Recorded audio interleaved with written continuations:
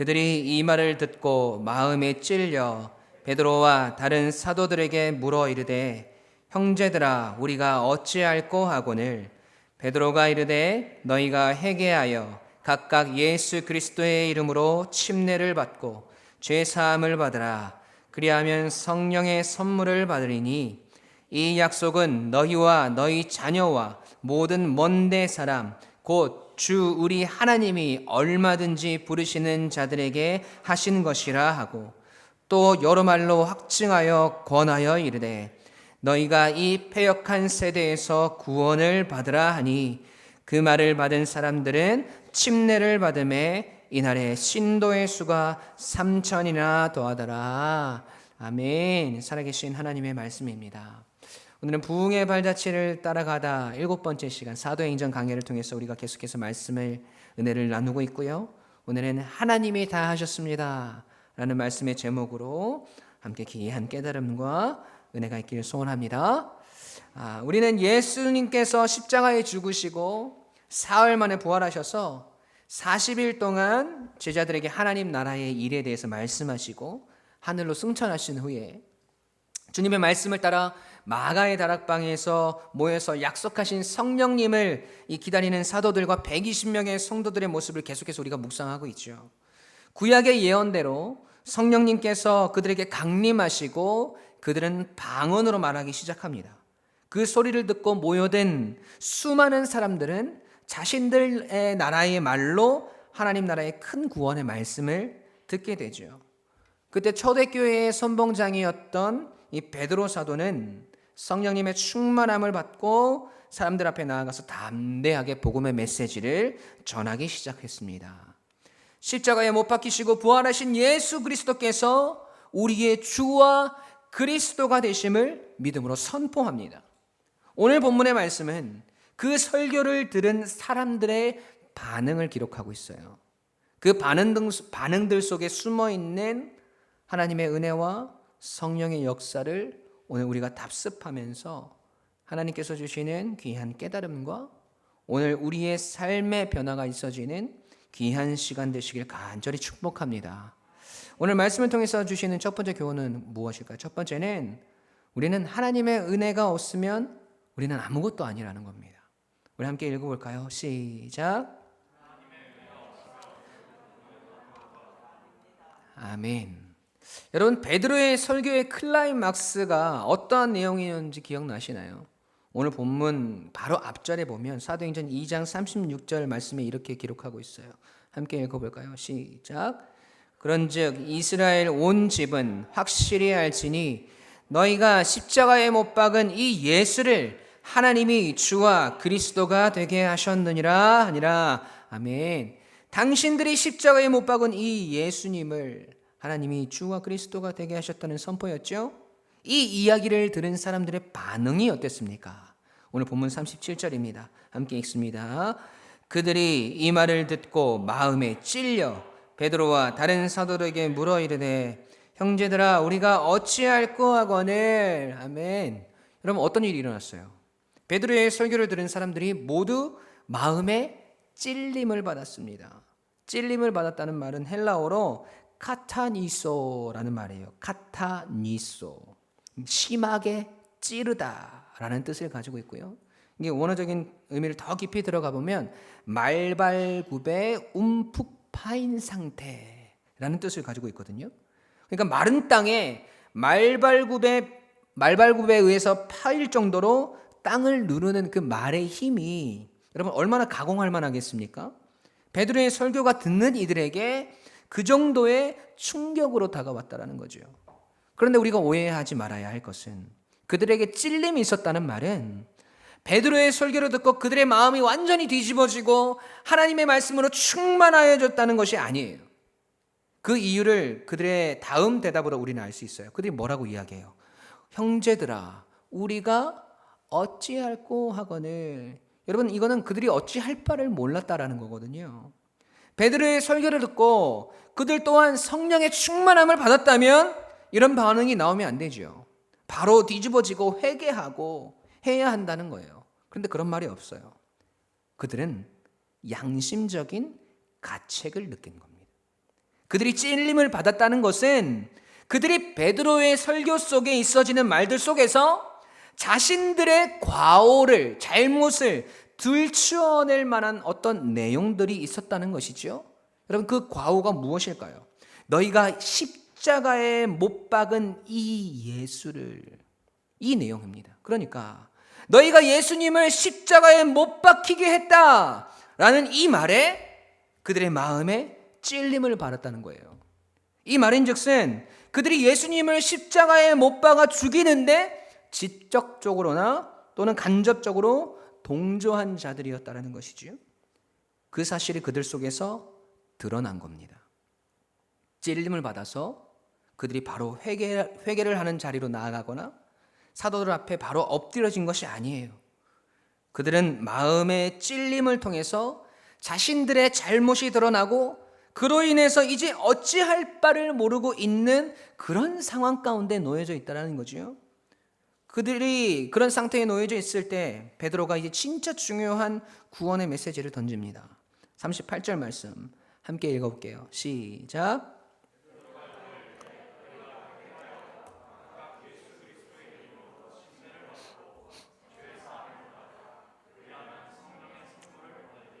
아멘. 우리가 어찌할꼬? 라는 묻는 이들에게 베드로가 제시한 방안은 두 가지입니다. 첫 번째는 회개하라는 것이었습니다. 여러분, 회개라는 말은 이 헬라어로 에타노이오라는 말인데요. 그 뜻이 길을 바꾸다 또는 가던 길에서 돌아서다의 뜻을 가지고 있어요. 그리고 두 번째 방안은 예수 그리스도의 이름으로 침례를 받고 죄사함을 받으라는 것이었습니다. 헬라어 원문을 좀 더 정확하게 옮기면 죄사함을 얻기 위하여 예수 그리스도의 이름으로 침례를 받으라라는 말이에요. 그렇게 하면 너희가 성령의 선물을 받게 될 것이라고 베드로 사도는 이야기합니다. 주석에 보니까 이 성령의 선물은 성령의 선물을 받으리라라는 말은 이 성령을 선물로 받으리라라고 해석해도 무방하다라고 나와 있어요. 그러니까 순서가 이렇게 되는 거예요. 너희가 회개하고 죄사함을 받기 위해서 침례를 받으면 성령을 선물로 받게 될 것이다 라는 말이죠. 그런데 우리가 회개와 침례를 받는 것이 우리의 구원과 어떤 상관관계를 가지는가 하는 것을 우리는 정확하게 알아야 돼요. 우리가 회개하고 우리가 침례를 받고 이런 행위적인 요소들에만 우리가 집중을 하다 보면 우리의 구원이 그 행위를 통해서 가능하다고 생각되어질 수 있다는 거죠. 우리의 잘못을 회개하면 침례를 받으면 구원을 받는가? 그런데 이 구절은 아주 위대한 구원의 메시지를 내포하고 있습니다. 깊이 있고 심오한 구원의 내용을 우리가 들여다볼 수 있어야 한다는 거죠. 집중해서 잘 들으셔야 합니다. 여러분, 회개는 우리가 죄에서 돌아서는 것이라고 말씀드렸죠. 그렇다면 우리가 어떤 죄에서부터 돌아서는 것일까요? 우리가 회개한다, 돌아선다, 가던 길을 멈추고 돌아선다. 그렇다면 어떤 죄악을 우리가 회개하고 멈추고 돌아서는 것일까요? 그냥 우리가 살아가면서 거짓말하고 남의 것을 도둑질하고 다른 사람의 마음을 아프게 만드는 여러분 그런 윤리적인 죄들에 대한 회개일까요? 여러분, 이러한 삶에 대해서 이러한 삶의 윤리적이고 율법적인 죄에 대한 문제들은 오늘 말씀을 비추어 볼 때 맨 마지막에 있어야 돼요. 어떻게 맨 마지막에 오는지 잘 들어보십시오. 여러분, 우리가 회개한다고 할 때에 우리의 회개는 하나님과의 관계, 즉 하나님을 떠나서 살았고 하나님과 단절되어진 삶을 살았던 우리의 존재에 대한 회개입니다. 그 회개를 통해서 내가 하나님의 자녀로서 다시 살아가야 함을 깨닫게 되는 것이고 내가 하나님의 백성이며 예수 그리스도와 함께 연합한 존재라는 신앙 고백으로 침례를 받습니다. 그렇게 되면 오늘 말씀에 무엇을 선물로 주신다고요? 성령을 우리에게 주신다고 하십니다. 그 성령님께서 우리로 하여금 하나님의 말씀을 더욱 깊이 있게 깨닫게 만들고 우리가 인생을 살아가면서 하나님의 자녀로서 살아가야 할 길과 방향성을 가르쳐 주십니다. 그리고 하나님의 자녀답게 살지 못하는 그런 우리의 모습들, 우리의 죄악들, 율법적인 죄에서부터 떠나게 만들고 우리가 행하고 있는 나쁜 짓들, 신앙적인 행위뿐만 아니라 윤리적으로 나쁜 짓들, 아까 이야기했던 남을 속이고 거짓말하고 다른 사람들과 분쟁을 일으키고 하는 그리스도인으로서 이 세상을 살아가며 해서는 안 될, 하나님의 자녀로서 해서는 안 될 일들에 대해서 그 일들을 멈추어야 함을 깨닫게 해주시는 것입니다. 여러분, 이것이 베드로가 어찌할 바를 모르는 사람들에게 선포했던 핵심 메시지예요. 그런데 여기서 더 중요한 것이 있어요. 우리가 하나님께 회개하고 침례를 받아 죄사함을 받고 성령을 선물로 받는 일들이 단순히 그 행위에서 오는 구원의 이야기가 아니라고 아까 말씀드렸죠? 그렇다면 우리가 그렇게 회개하고 고백하며 성령과 함께 살아갈 수 있게 만들어주는 최초의 원인과 동기부여가 있어야 된다는 거예요. 여러분, 그것이 무엇일까? 그것은 바로 하나님의 은혜입니다. 이 말이 무슨 말이냐? 회개와 침례가 구원의 조건이 아니라는 거예요. 이미 구원의 은혜를 받은 사람들이 할 수 있는 것이 회개이며 침례의 신앙 고백이며 성령을 선물로 받는 일들이라는 겁니다. 하나님 없이도 잘 살아가고 하나님과 단절된 삶을 살았던 죄인된 우리에게 먼저 그 은혜가 임해야 하나님께서 그 은혜를 통해서 우리가 그렇게 탕자처럼 하나님을 떠났던 존재라는 것을 깨닫게 해 주셔야 우리가 우리의 존재를 회개할 수 있는 것 아닙니까? 그 구원의 은혜를 통해서 내가 은혜를 누리고 있는 하나님의 백성이라는 신앙 고백을 할 수 있는 거 아니에요?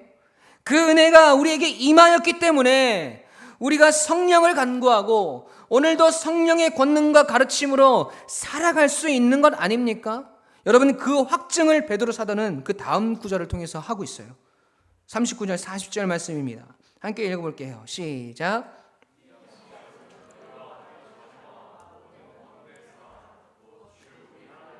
얼마든지 부르시는 자들에게 하신 것이라 하고 또 여러 말로 확증하여 권하여 이르되 너희가 이 패역한 세대에서 구원을 받으라 하니 아멘. 여러분, 이 약속, 하나님의 구원의 약속이 너희와 너희 자녀와 모든 사람, 곧 하나님이 부르시는 자들에게, 곧 하나님의 구원의 은혜가 임한 사람들에게 그 약속을 이루신다는 거지요. 그러니 너희에게 가장 중요한 것, 어찌할 바를 몰라 헤매이고 있는 너희에게 임해야 할 것, 너희가 구해야 할 것이 바로 하나님의 은혜이며 하나님의 구원이라는 확증입니다. 사랑하는 성도 여러분, 우리는 절대로 우리의 행위로 구원을 받을 수 없습니다. 우리의 그 어떤 노력으로도 여러분, 우리는 구원을 얻을 수 없어요. 하나님께서 주셔야 합니다. 에베소서 2장 8절 말씀 함께 읽어보겠습니다. 시작. 너희는 그 은혜에 의하여 믿음으로 말미암아 구원을 받았으니 이것은 너희에게서 난 것이 아니요 하나님의 선물이라. 아멘. 너무나 유명한 말씀이지요. 하나님의 은혜의 선물인 구원이 우리에게 임한 것뿐입니다. 그 은혜를 깨닫고 나면 여러분, 내가 얼마나 추악한 죄인이었는지, 세상을 사랑하고 하나님을 사랑하지 않았던 그런 나에게 얼마나 큰 사랑이 다가왔는지 깨닫게 됩니다. 그래서 우리의 그 죄를 하나님 앞에 회개하게 되는 것이지요. 그 회개를 통해서 우리는 이제 다시 하나님의 자녀답게 살아갈 힘을 얻게 되고, 하나님만이 우리의 능력이시며 힘이시며 우리의 주인이심을 고백하게 됩니다. 그리고 성령께서 우리로 하여금 계속해서 하나님의 자녀로 이 세상을 살아갈 수 있도록 가르쳐 주시고 깨닫게 해주시는 거예요. 그러니까 하나님의 은혜가 없이는 이 모든 것이 다 없는 겁니다. 그 크신 은혜가 오늘 죄인된 우리에게 그저 임한 것뿐이에요. 여러분, 죽은 시체에게 당신이 회개하면 당신에게 구원이 임할 것입니다 라고 말한다고 생각해 보세요. 여러분, 이게 가능한 일입니까? 미친 사람 소리 듣지 않겠어요? 그렇죠. 그런데 하나님께서 그렇게 죽어져 있던 우리를 살리셨어요. 죄의 노예가 되어서 사망에 그르러 있던 우리를 예수 그리스도의 보혈로 다시 살아있는 존재가 되게 하셨습니다. 그렇게 우리가 살아났기 때문에 회개도 할 수 있는 것이고 신앙 고백도 할 수 있는 것이고 하나님의 자녀로서 이 땅을 살아갈 수 있는 것 아니겠습니까? 하나님의 그 크신 은혜와 구원의 영광된 자리에 거하고 계시는 여러분, 오늘 그 은혜가 여러분 삶 가운데 임하였음을 깨달으시고 믿으시기 바랍니다. 그래서 그 은혜가 우리에게 너무나 커서 은혜가 아니면 도저히 회생이 불가능한 우리의 죄악이 하나님 앞에서 회개의 기도로 들어지고 우리의 믿음의 신앙 고백이 날마다 하나님께 드려지며 성령님의 인도하심과 이끌림을 받고 귀하고 복된 삶을 계속해서 살아가시는 여러분이 되시기를 주님의 이름으로 간절히 축원합니다. 여러분, 하나님의 은혜가 없으면 우리는 아무것도 아닙니다. 구원의 굿자도 꺼낼 수 없는 죄인들에 불과해요. 그런 우리에게 오늘도 찾아오신 하나님의 은혜가 오늘 나의 심령 속에서 느껴지게 해달라고, 깨달아지게 해달라고 간절히 간구하는 여러분이 되시길 주님의 이름으로 간절히 축원합니다. 그래서 오늘도 그 은혜를 의지하며 살아가시길 간절히 축원합니다. 아멘. 두 번째로, 하나님이 하시지 않으면 우리는 아무것도 못한다는 겁니다. 함께 읽어볼까요? 시작. 아멘. 여러분, 너무나 당연한 말씀 같죠? 근데 설교를 잘 들어보세요. 여러분, 베드로의 설교를 통해서 예수 그리스도를 십자가에 못 박은 일에 함께한 그들의 마음의 찔림을 받았고 회개와 침례를 통한 죄사함의 선포가 수많은 사람들에게 전해졌습니다. 여러분, 이 일을 통해서 어떤 일이 일어났어요? 놀라운 일이 벌어졌죠. 41절 말씀입니다. 함께 읽을게요. 시작. 침례를 받음에 이날의 신도의 수가 3,000이나 더하더라. 아멘. 여러분, 정말 대단한 일이 벌어졌어요. 베드로는 한 번의 설교로, 그것도 긴 시간이 아니라 불과 몇 분밖에 걸리지 않는 짧은 말씀의 선포를 통해서 신도의 수가 3,000이나 더해졌습니다. 솔직히 부러웠습니다. 부러웠어요. 나도 설교를 한번 하면 막 성령의 불이 떨어지고 설교를 듣고 수많은 사람들이 하나님께로 막 돌아오는 역사가 일어나면 얼마나 좋을까. 예전에는 이런 생각들을 했다는 것이죠. 저도 인간인지라 인간 베드로의 모습이 너무 위대해 보이고 대단해 보였다는 것이에요. 여러분, 한두 명도 아니고 3,000명이에요. 3,000명. 정말 대단하지 않습니까? 여러분, 결과적으로 본다면 베드로가 예수님보다 훨씬 나은 거예요. 복음서를 보면 예수님의 설교를 들은 사람들에게 여러분, 이런 반응들이 일어난 적이 단 한 번도 없습니다. 개인적인 회개의 역사가 일어나기는 했지만 이렇게 어마어마하게 많은 사람들이 회개하는 일들이 없었다는 거예요. 애를 쓰기는 예수님이 훨씬 더 많은 애를 쓰셨습니다. 예수님께서 말씀을 선포하실 때 어떨 때는 병자도 고치시고 어쩔 때는 귀신도 내어 쫓으시고 했는데도 그 광경을 지켜보던 수많은 사람들 통해서 막 회개의 운동이 일어나거나 성령의 불이 임한 것 같은 그런 일들이 일어나지 않았다라는 거죠. 기회도 충분히 많으셨잖아요. 어떨 때는요, 여러분, 오병이에 물고기 2마리와 보리떡 5개로 5,000명을 먹이는 기적을 행하셨어요. 그래서 그들이 배불리 먹고 12광줄이나 남았습니다.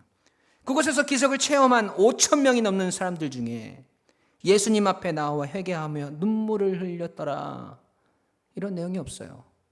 그냥 12광주리가 남았더라. 그게 끝이에요. 근데 지금 베드로는 다른 것은 아무것도 하지 않았어요. 달랑 설교 한 편 한 것이 다입니다. 그냥 말한 거에 다예요. 말만 해서 3,000명이나 회개하고 돌이켜 침례를 받게 한 일들은 그렇게 고생하시고 애를 쓰신 예수님에 비하면 효율성이 최고인 거죠. 요즘 말로 이야기하면 가성비가 갑인 거예요. 인간적인 계산과 방법으로 본다면 여러분, 예수님과 베드로의 설교 중에 누가 더 능력이 있어 보이십니까? 네, 당연히 베드로가 능력이 있는 것 같습니다. 예수님도 해내지 못한 일을 지금 베드로가 해내고 있잖아요. 여러분, 그런데 지금 이 역사가 베드로에게로부터 나온 능력으로 이루어진 일들일까요? 우리가 성경에서 하나님께서 일하시는 순서를 잘 이해할 필요가 있어요. 아까 말씀드린 것처럼 복음서에서 예수님이 사역하셨던 때는 여러분 이런 일들이 일어난 적이 없습니다. 예수님의 수많은 이적과 기적을 보고도 단지 본 정도가 아니라 당사자가 되어서 체험을 했음에도 불구하고 믿지 않는 사람들이 수도 없이 많았는데, 이러한 역사가 지금 어느 때 일어나고 있습니까?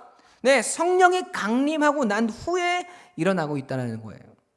복음서 이후에, 그러니까 예수님의 사역 이후에 있어지는 일들이라는 거죠. 십자가에 달려 돌아가시고 죽은 지 사흘 만에 사망 권세를 이기시고 부활하신 후에, 그리고 성령이 강림하신 후에 일어나는 사건임을 여러분 기억하셔야 된다는 거예요. 베드로가 이렇게 한 번의 설교를 통해서 그의 말만 듣고도 이 말씀을 받아들이는 사람들이 생겨날 수 있도록 이미 벌써 예수님이 사역을 해 놓으셨다는 것을 여러분 기억하셔야 된다는 거예요.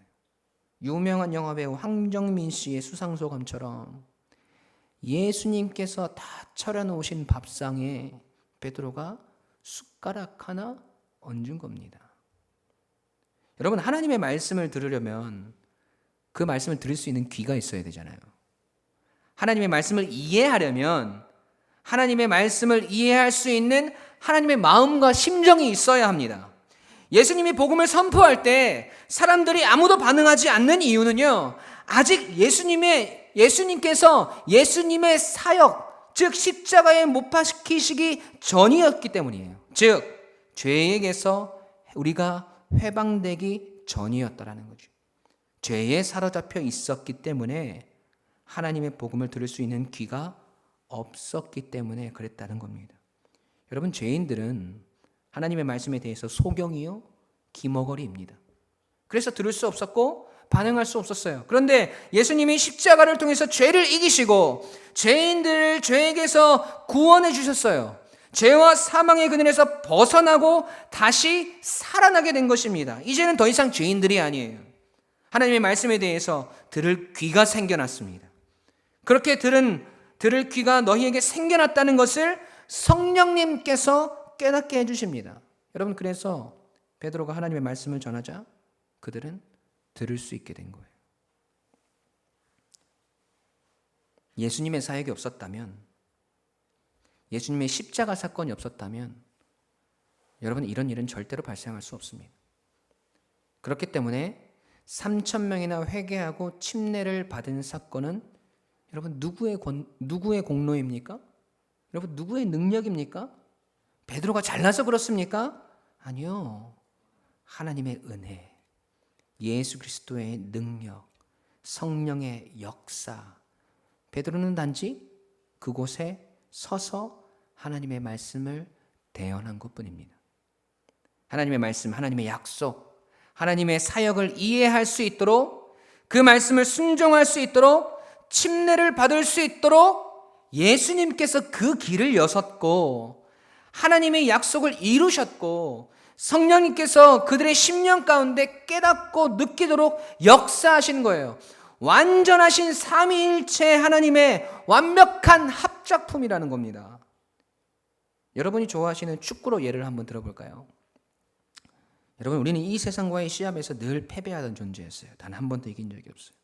그런데 감독이신 하나님께서, 우리 하나님 감독께서 우리를 구원할 선수로, 승리하게 할 선수로 예수 그리스도를 그라운드 위에 탁 내보내십니다. 반드시 골을 넣어야 하는 상황이에요. 예수님께서 필사적으로 상대편 골대 쪽으로 볼을 몰고 가요. 아무도 도와주는 사람이 없네요. 상대편은 갖은 방해가 다 있어집니다. 태클을 거는 사람도 있고 막 무릎으로 찍는 사람도 있고 얼굴에 침을 뱉는 사람도 있고 별의별 사람들 다 있어요. 그것에 아랑곳하지 않고 예수님은 끝까지 그 볼을 안 뺏기고 상대 진영으로 넘어가요. 마지막 힘을 다해서 사이드에서 열심히 뛰고 있는 성령님에게 킬패스를 성공시킵니다. 그 공을 받아서 성령님이 기가 막힌 센터링을 탁 올리는 거예요. 그때 골대 앞에 누가 서 있어요? 베드로가 서 있었던 거예요. 베드로는 그저 골대 앞에 가만히 이렇게 서 있어. 성령님께서 기가 막힌 센터링으로 베드로의 이마에 그 볼을 그냥 갖다가 맞춰요.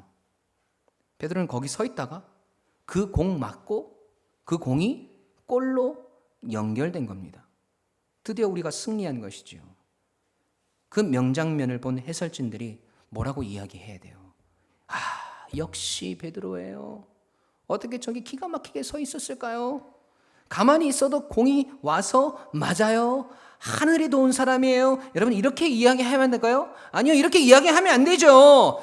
이야, 뭐라고 이야기해요? 여러분 축구 잘 보세요. 이야, 역시 감독의 용명술이 뛰어났어요. 어떻게 저기서 저 시간에 시기적절하게 예수님을 투입할 수가 있죠? 기가 막힌 교체 투입입니다. 예수님은 어떻게 그 모든 태클을 다 받아내시고 상대 진영으로 들어갔을까요? 정말 뚝심이 대단합니다. 성령님은 어쩜 저렇게 기가 막힌 센터링을 올려서 득점으로 연결시켰을까요? 야, 정말 대단합니다. 여러분 이렇게 이야기가 나와야 되는 거잖아요. 그러니까 여러분 모든 영광을 누가 받으셔야 합니까? 베드로가 아니라 그 모든 일을 가능할 수 있게 하신 삼위일체 하나님이 영광을 받으셔야 한다는 거예요. 그분들이 다 하셨으니까요. 골대 앞에 여러분 꼭 베드로가 서 있지 않았어도 분명히 골은 들어가는 겁니다. 누가 그 자리에 서 있던 골은 무조건 들어가게 돼 있어요. 그 말인즉슨 하나님은 누구를 사용해서라도 기필코 하나님의 약속을 이루시고 하나님의 역사를 이루어내신다는 겁니다. 베드로가 아니라 요한이 그 자리에 나왔다고 해도, 안드레가 나와서 그 자리에 있었다고 해도 성령의 역사가 일어나지 않았을까요? 여러분 아니요. 그 약속은 반드시 성취되는 것이고 택함 받은 우리는 묵묵히 그 자리에 서 있는 거예요. 그러면 되는 거예요.